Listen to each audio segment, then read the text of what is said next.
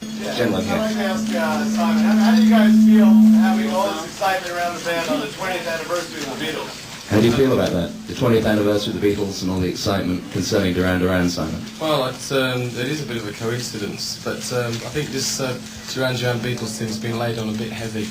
The Beatles is something which happened 20 years ago, and it's never going to happen again. We're interested in making our own history, not rewriting anybody else's. This lady down here.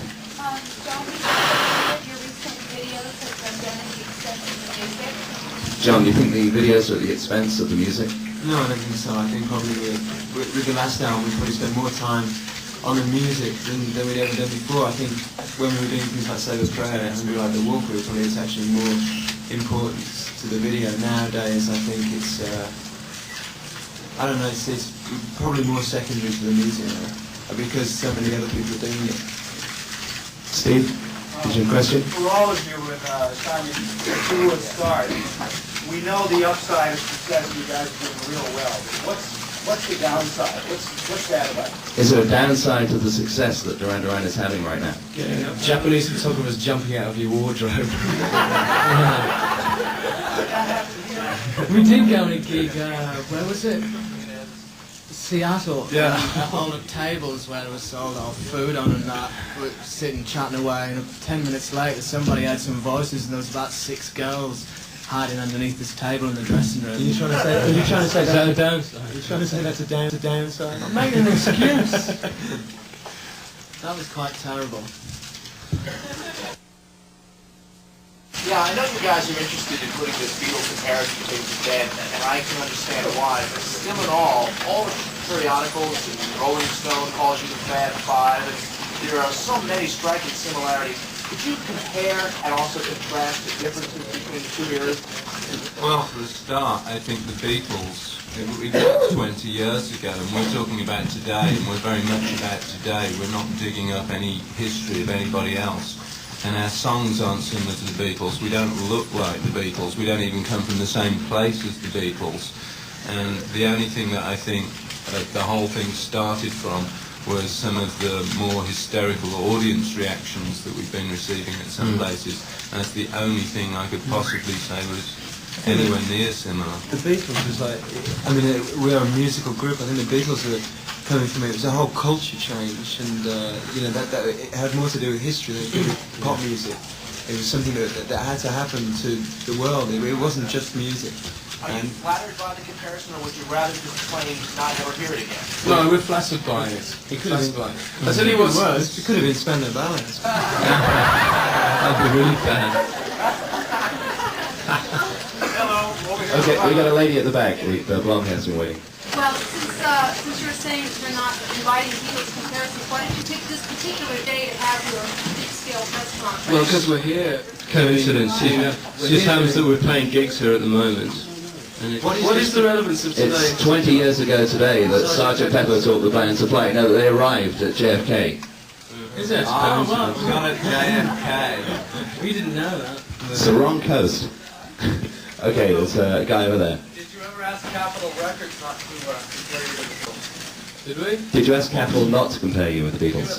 No. No, we didn't ask them. We didn't know they were, to be honest. Do you think we should? I don't know. There was a gentleman down here who had a question. Okay, one question. Everybody seems to be concentrating on comparing to the Beatles, which is giving the impression you don't want to particularly talk about the Beatles. What do you want to talk about? What would you like to talk about rather than the Beatles? What do you want to know? What's important to you today? What's important to me today is getting on stage tonight and putting on a bloody good show for you guys.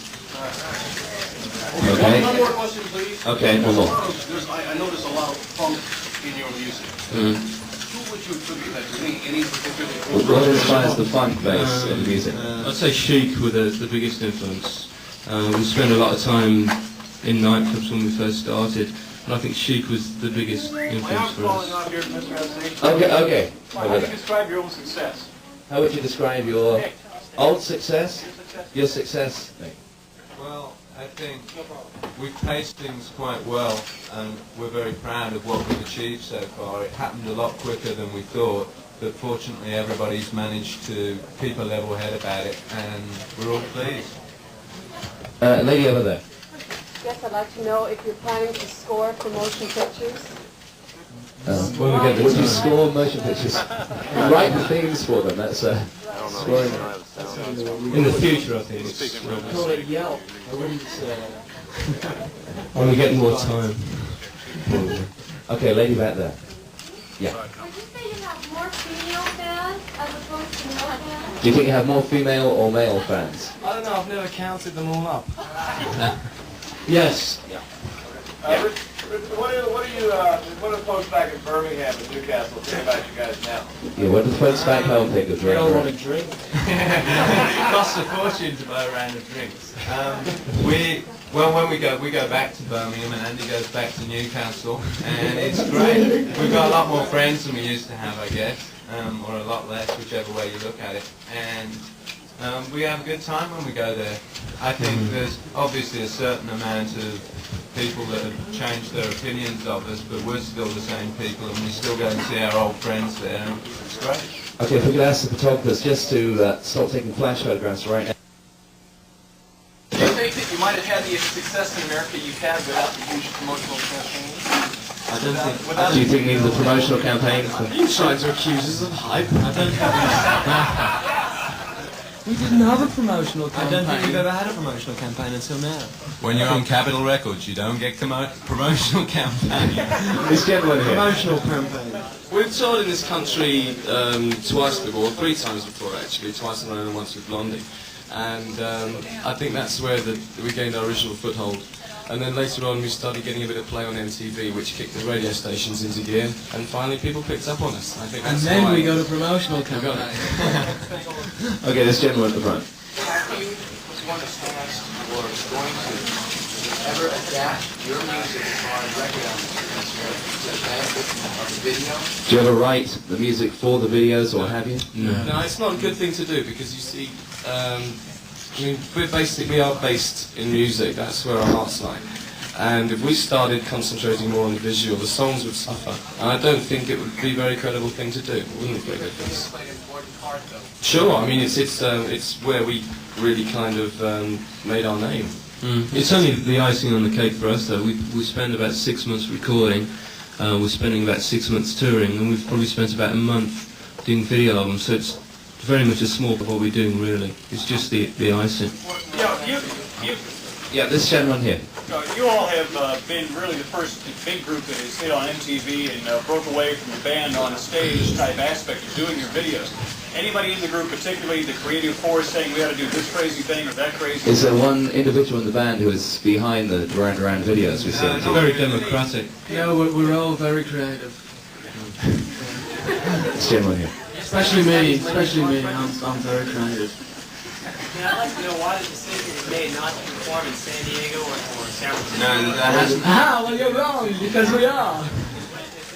Yeah, I mean, the chances are, in fact, the reason we didn't play San Francisco in this leg of the tour was quite simply there wasn't a date available while we were in that area. But hopefully, after we've played over on the East Coast, we're going to come back to the West Coast and try and fill in with San Diego and San Francisco and a couple of others. Okay, gentleman down there. Okay, who's the humorist in the group that brings everybody back to their senses and things that go crazy? Who is the strongest sense of humour? Maybe backstage you make everyone laugh and bring you all back down to earth. We're all miserable. We hate each other. Okay, this lady down here.